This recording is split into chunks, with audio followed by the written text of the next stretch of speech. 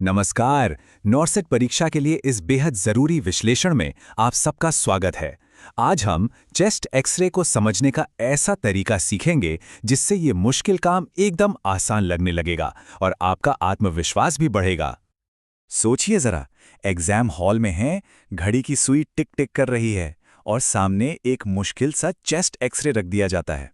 समझ ही नहीं आता कि शुरू कहाँ से करें। ये घबराहट बहुत आम है, लेकिन आज हम इसी समस्या का पक्का समाधान निकालेंगे। देखिए, इसका राज सैकड़ों एक्सरे इमेज को रटने में नहीं है, बल्कि एक सिस्टम को अच्छी तरह से समझने में है।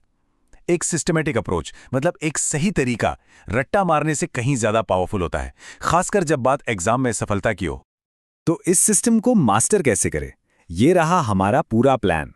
सबसे पहले हम एक्सरे की बेसिक बातें समझेंगे, फिर RIPE मेथड से फिल्म की क्वालिटी चेक करना सीखेंगे। उसके बाद ABCS सिस्टम से एक्सरे को स्टेप बाय स्टेप पढ़ेंगे और आखिर में कुछ जरूरी बीमारियों को पहचानना सीखेंगे। तो चलिए शुरू करते हैं। किसी भी टूल को इस्तेमाल करने से पहले यह समझना तो जरूरी है ना कि वो आखिर है क्या और इतना जरूरी क्यों है। तो एनालिसिस से पहले आइए एक्सरे की नींव को समझते हैं। जरा सोच कर देखिए, 1895 में हुई एक खोज आज एक सदी से भी ज्यादा समय बाद मेडिसिन के सबसे जरूरी डायग्नोस्टिक टूल्स में से एक है। यही एक्सरे की ताकत है और यही वजह है कि ये एग्जाम के लिए इतना इंपॉर्टेंट है। अब इससे पहले कि हम एक्सरे में कोई बीमारी ढूंढे, सबसे पहला और सबसे जरूरी काम ये चेक करना है कि फिल्म की क्वालिटी अच्छी भी है या नहीं। क्या ये पढ़ने लायक है? और इसके लिए हम एक बहुत ही आसान सा फॉर्मूला यूज करेंगे, RIP। हाँ, RIP ये एक 4 स्टेप की चेकलिस्ट है जो हमें बताएगी कि एक्सरे भरोसे के लायक है भी या नहीं। तो चलिए एक एक करके इन चारों को समझते हैं। सबसे पहले आता है R, यानी रोटेशन। हमें यह देखना है कि पेशेंट सीधा है या नहीं। कैसे पता चलेगा? ट्रैकिया को देखिए, वो एकदम बीच में होना चाहिए और दोनों क्लेविकल्स के सिरे स्पाइनस प्रोसेस से बराबर दूरी पर होने चाहिए। अगर ऐसा नहीं है तो एक्सरे रोटेटेड है और बीच के स्ट्रक्चर्स के सही अंदाजा नहीं लगाया जा सकता। अगला है I, यानी इंस्पिरेशन। एक अच्छे एक्सरे के लिए मरीज को गहरी सांस अंदर लेनी होती है। क्यों? ताकि फेफड़े पूरी तरह से फैल जाएं और हमें एक क्लियर व्यू मिले। हमारा टारगेट होता है कि डायफ्राम के ऊपर कम से कम 5 से 6 एंटीरियर रिब्स, यानी आगे की पसलियां साफ साफ दिखें। और यहीं पर एक बहुत बड़ा क्लिनिकल क्लू छिपा है। अगर 7 से ज्यादा एंटीरियर रिब्स दिख रही हैं, तो ये हाइपर इन्फ्लेशन का साइन हो सकता है। इसका मतलब है कि फेफड़ों में हवा जरूरत से ज्यादा फंसी हुई है, जो अक्सर COPD और एम्फाइसीमा जैसी बीमारियों में देखने को मिलता है।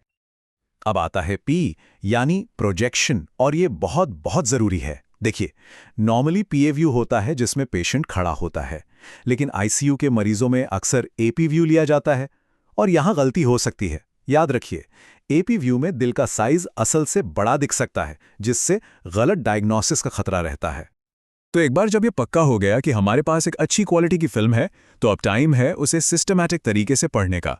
और इसके लिए हम ABCs अप्रोच फॉलो करेंगे ताकि कोई भी चीज मिस ना हो। हम फॉलो करेंगे ABCDE। इसे एक मैप की तरह समझिए। हम एक्सरे के सेंटर से शुरू करेंगे और धीरे धीरे बाहर की तरफ बढ़ेंगे। इस तरह कुछ भी नहीं छूटेगा। ये रही हमारी चेकलिस्ट। A से हम एयरवे यानी ट्रेकिया चेक करेंगे। B से ब्रीदिंग और बोन्स, मतलब लंग्स और पसलियां देखेंगे। C है कार्डियक सिलुएट, मतलब दिल का साइज और शेप। D से डायाफ्राम के एंगल्स देखेंगे और आखिर में E यानी एवरीथिंग एल्स, जिसमें ट्यूब्स, लाइन जैसी चीजें आ जाती हैं। चलिए, अब असली मजा आने वाला है। अब हम अपने सिस्टम को यूज करके कुछ ऐसी क्लासिक कंडीशंस को पहचानेंगे जो नॉर्सेट एग्जाम में अक्सर पूछी जाती हैं। जरा फेफड़े के बेस पर उस कोने पर ध्यान दीजिए जहां डायाफ्राम और पसलियां मिलती हैं। इसे कॉस्टोफ्रेनिक एंगल कहते हैं। क्या पेशेंट के राइट साइड में ये एंगल कुछ अलग नहीं लग रहा? बिल्कुल, ये है प्लूरल इफ्यूजन।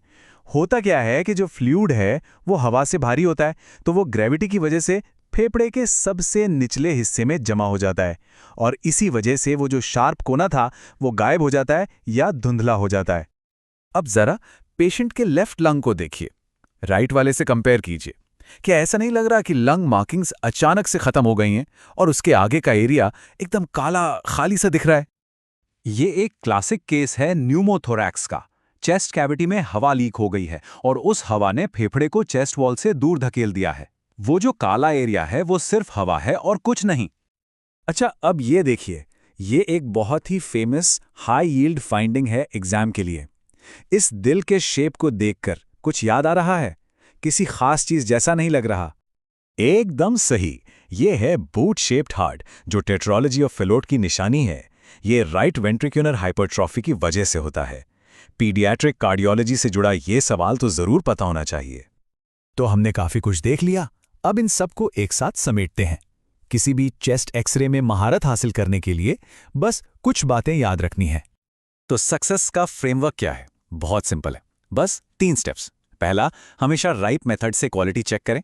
दूसरा, हमेशा एबीसी सिस्टम को फॉलो करें। और तीसरा, इन पैटर्न्स को पहचानने की प्रैक्टिस करते रहें।